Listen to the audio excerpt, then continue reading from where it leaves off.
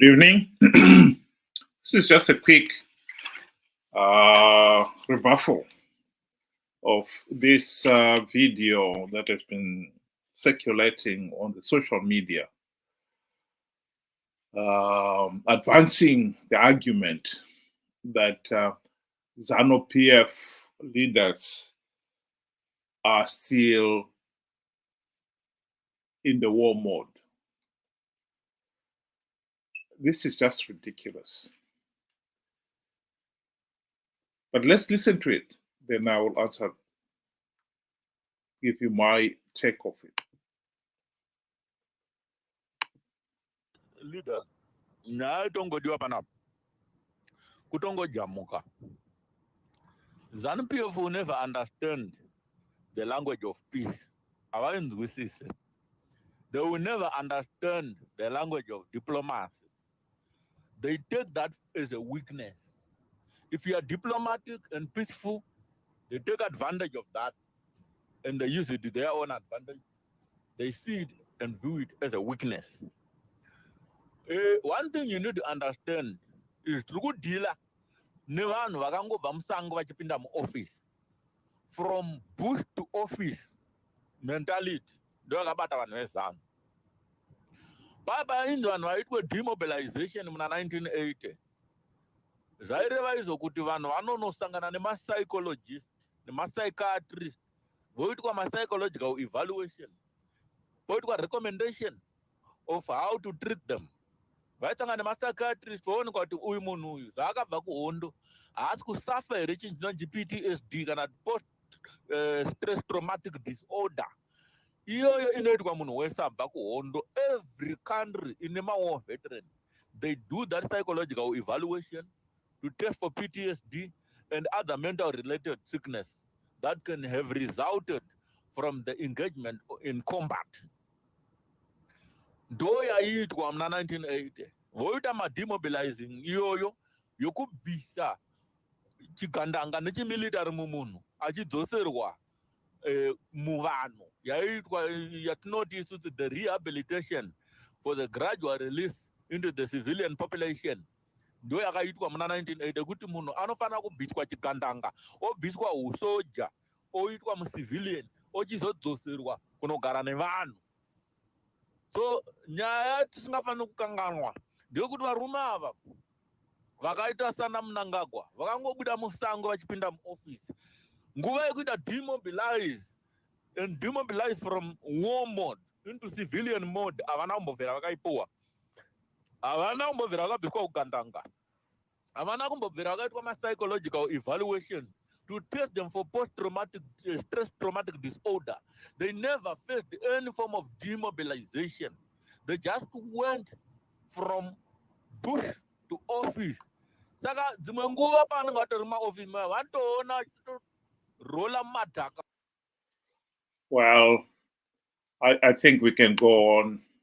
The truth of the matter is, Zimbabweans are not the only people who emerged from a war situation to a peaceful situation where some of the people involved in the war were given civilian jobs. Minister. We are not the first one. Others have made a similar transition and they've successfully become democratic leaders. In the case of Zanu PF, they did not. But that has nothing to do with the fact that they failed to have this assessment, as this young man is trying to make us believe. That has nothing to do with it. We have got to understand that there are some leaders, particularly in the case of Zanu PF, when you've got a leader like Robert Mugabe, whose mentality was an individual whose hunger for power was unquenchable. Mugabe wanted absolute power. And even when he was in power, he still was not satisfied. Mugabe's cabinet is probably unique in one particular feature, that they all groveled to him.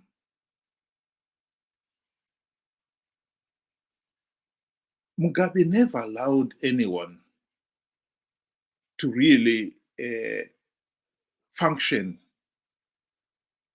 His sense of insecurity was such that it was deep-rooted. He saw everybody as a threat. He wanted absolute power. And that is why he surrounded himself with mediocres so that he could be seen as the bright star.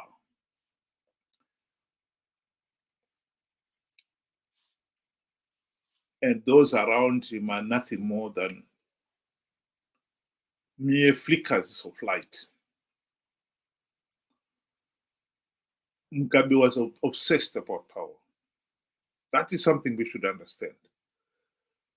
And therefore, then it is no surprise that his government became obsessed about power.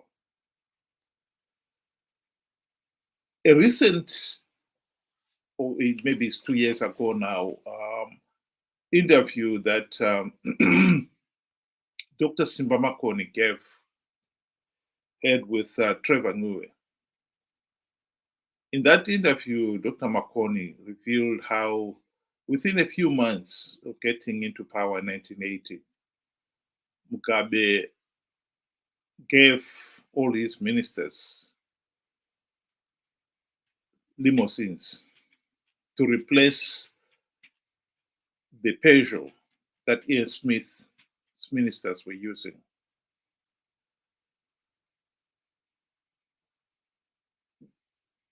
This was a bribe. Anyone who fails to understand it does not understand politics.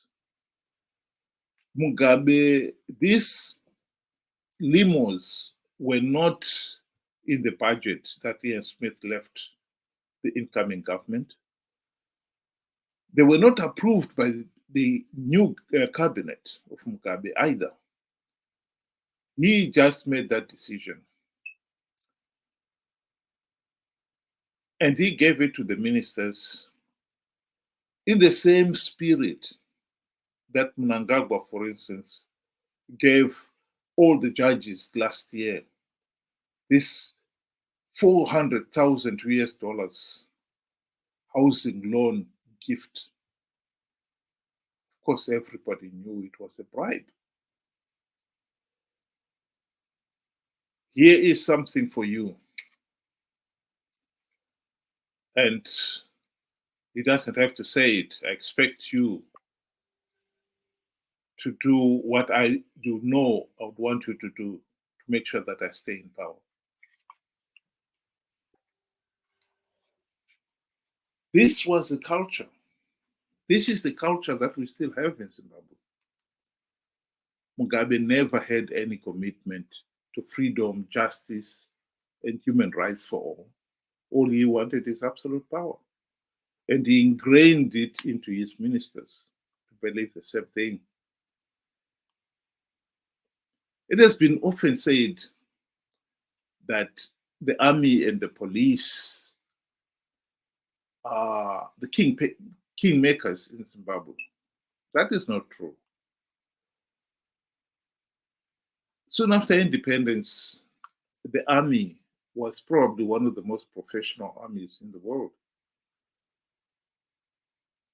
But it's not clear. Maybe someday Mnangagwa will tell us when it happened.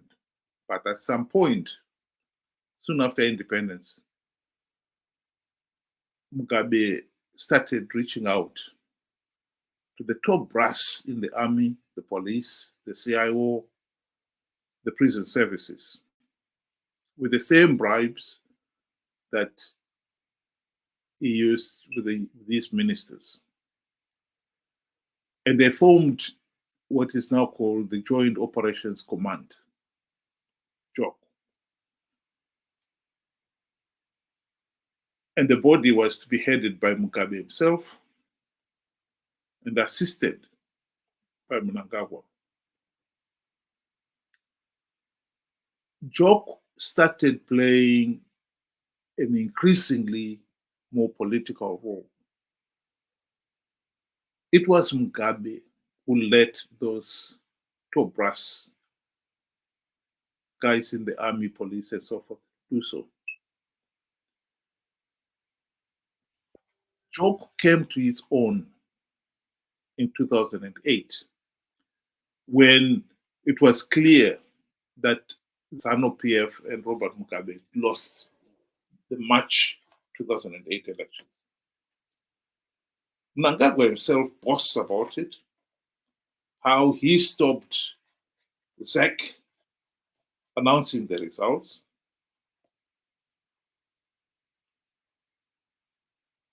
And took over. He was to spend the next 6 weeks counting only 5 million votes. And the most important thing is, of course, to water down the opposition's wins, particularly those of Morgan Tsvangirai. It was reduced to a respectable 47%, which is just below 50% plus 1, thus to justify the runoff. JOC was then deployed during the runoff period to carry out Operation Makoterapapi. And as everybody knows, that was just a rhetorical question asked to the civilian, how dare you voted for the opposition during the March vote? And for that, they were punished. Up to 500 people lost their lives. Hundreds of thousands were beaten, raped, and many lost their properties. Millions were internally displaced during that runoff period.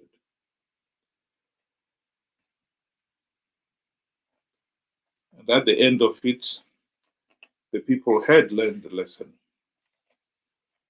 Morgan Tsvangirai was forced to withdraw from the race, and Mugabe was to go on to win the one-horse race by 84% of the vote. SADC and the AU, for the first time since Zimbabwe's independence, refused to accept Zanu PF's victory, and thus forcing the regime into the GNU. The GNU, the primary purpose of the GNU was to implement the democratic reforms, to stop the blatant cheating and wanton violence that the nation had been subjected to, and also to restore the basic freedoms and human rights of the people. Not even one token reform was implemented in those 5 years. Some people would have us believe that not even one reform was implemented, and they would want us to believe that somehow the army had something to do with it. They didn't. Mugabe bribed Morgan Tsvangirai and his MDC friends with the trappings of high office, in the same way he had bribed his own ministers with Mercedes-Benz limousines. And Morgan Tsvangirai and company forgot all about the reforms. some people would want to maintain, even now, that if we're going to have any democratic change in Zimbabwe, we've got to have the army at the high table. Why? The army did not stop Morgan Tsvangirai and company from implementing the reforms. And ever since the GNU debacle, MDC CCC guys have participated in flawed elections, knowing fully well that the process is flawed, knowing fully well that participating will give Zanu PF legitimacy. But they've continued out of greed. Where is the army's role in that? Yes, the army's role has increased, particularly after the 2008 elections. Mugabe rewarded the top brass in the army, the police, the CIO, the prison services with diamond mining concessions, which were so weighted that the beneficiary of the operations did not need to declare their earning. And therefore, they did not need to pay any tax at all. In short, this was just a looting license. But I think no one in the army was naive enough not to realize that accepting that looting license was tantamount to committing themselves, body and soul, to Mugabe's agenda, that Zanu PF must remain in office until the donkeys have horns forever. Nonetheless, we cannot pretend that the army is calling the shots in Zimbabwe politics. It is not. Last year, for instance, if the opposition, if Nelson Chamisa had not participated in those flawed elections and conned his followers to do the same in their millions, I believe SADC would have denied Zanu PF political legitimacy.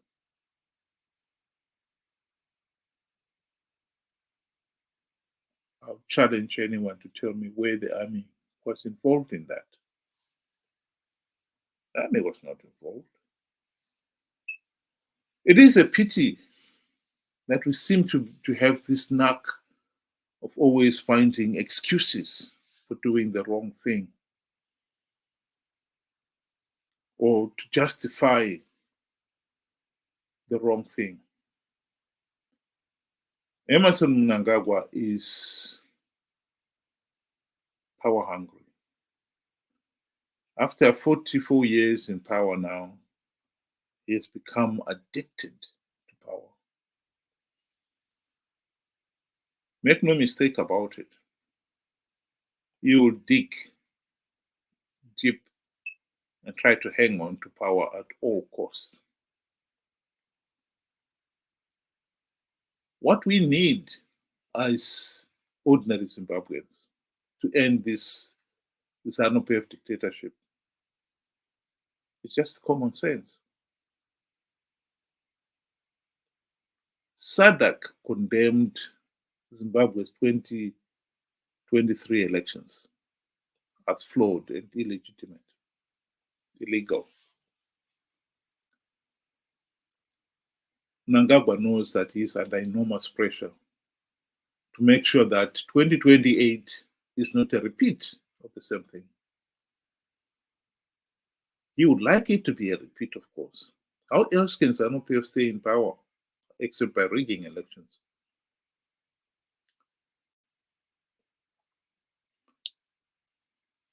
He is hoping that Nelson Chamisa and company will do him the usual favor of participating in flawed elections, so that SADC or anybody else outside will find it very difficult to deny Zanu PF legitimacy under those conditions. What we can deny Emmerson Mnangagwa and his sidekick, Nelson Chamisa and company, is public support. If the people of Zimbabwe were to condemn and refuse to participate in any election without meaningful democratic reforms having been implemented, they know that that process will not be granted political legitimacy. Both of them, Zanu PF on the one hand and the opposition on the other, know they will not be granted political legitimacy. That should be our aim. We should be smart enough to realize that.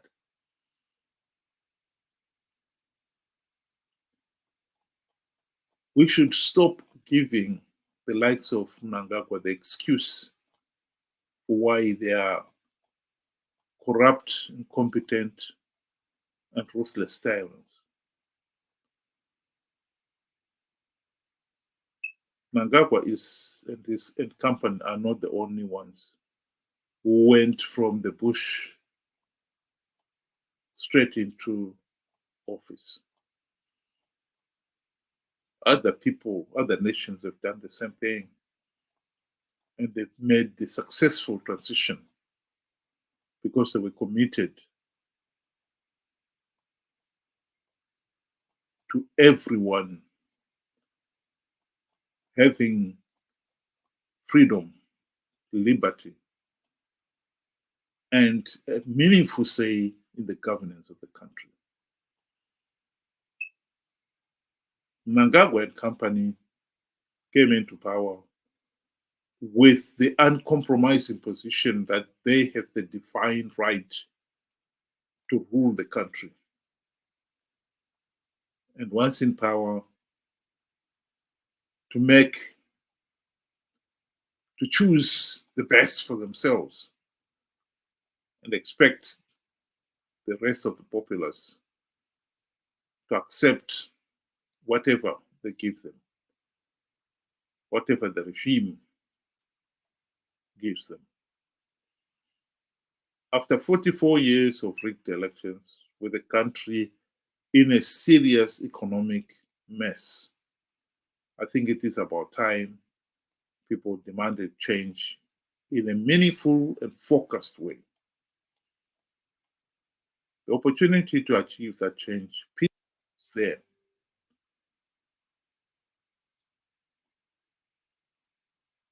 Some people would argue that the only way we're going to get change from this regime is resorting to street violence. I do not think that is the answer at all. Anything that involves violence will only play in the hands of people like Mnangagwa. They've got their friends in the junta who have got an invested interest now in keeping the dictatorship in power. They will not hesitate to shoot to kill. And some of them have shot and have killed people, which only has increased their commitment to the regime. Because now they fear that if there was to be any change of government, they might find themselves before a court of law to answer for what they did. Who gave the command to shoot to kill?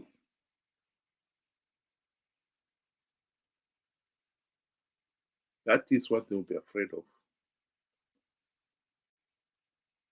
We need only to stick to the democratic values. We need to commit ourselves to everyone has the right to a meaningful say in the governance of the country. We know what constitutes free, fair, and credible elections. Why are we failing ourselves? By failing to demand that the regime should honor that constitutional requirement. For instance, why are we participating in elections in which there is not even something as basic as a verified voters roll? Nobody is forcing us. Last year, the millions of people participated because Chamisa told them that Triple C was going to win big, because he had devised ways of plugging Zanu PF sport rigging. He was, of course, lying. But the people were foolish enough to believe him. I think people should stop being foolish and gullible.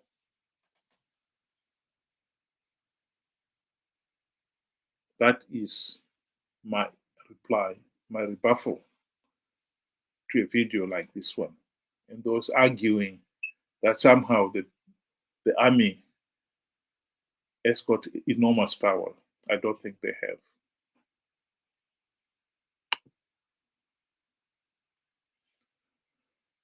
Before I close, I'll just show you some comments from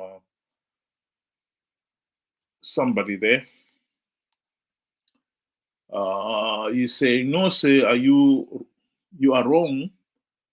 By participating came the SADC election observer mission report, and it didn't lie. And I suppose it means he didn't lie to the people and say it would be no relevance because it's a good thing that they are getting closer. Well, I think that argument that somehow participating in flawed elections was necessary so that SADC would realize that those elections were flawed is a flawed argument. SADC did not need MDC to participate or Triple C to participate in flawed elections for them to see that there was not even a verified voters roll. That is something that Triple C should have realized themselves and said, no, we are not participating in this without a verified voters roll. And to say that they did not implement any meaningful reforms during the GNU because they wanted SADC 10 years later to see Zanu PF rigged elections I think it's just far-fetched. It's not worth even responding to. You followed it up with another argument there. We'll never condemn Chamisa. Well, you're free to follow Chamisa, but what you've got to realize here is that this is not Chamisa per se, the individual. This is about somebody who is holding public office, that they should be accountable. Chamisa was on the public arena, and he did tell people that he had plugged all the vote rigging loopholes. And many people participated in last year's elections on the belief that he had done so. And now it turned out that he was lying. I think he should be accountable for that. The trouble with our politics is that we see it as an either or. Those who support Zanu PF against those who support Chamisa, Triple C. And once you've picked your camp, you cannot see anything wrong they do. Your duty, you think, is to support them blindly, wholeheartedly. That is wrong. The primary purpose of the MDC, ever since it was formed, was to implement the democratic reforms to stop Zanu PF rigging the elections.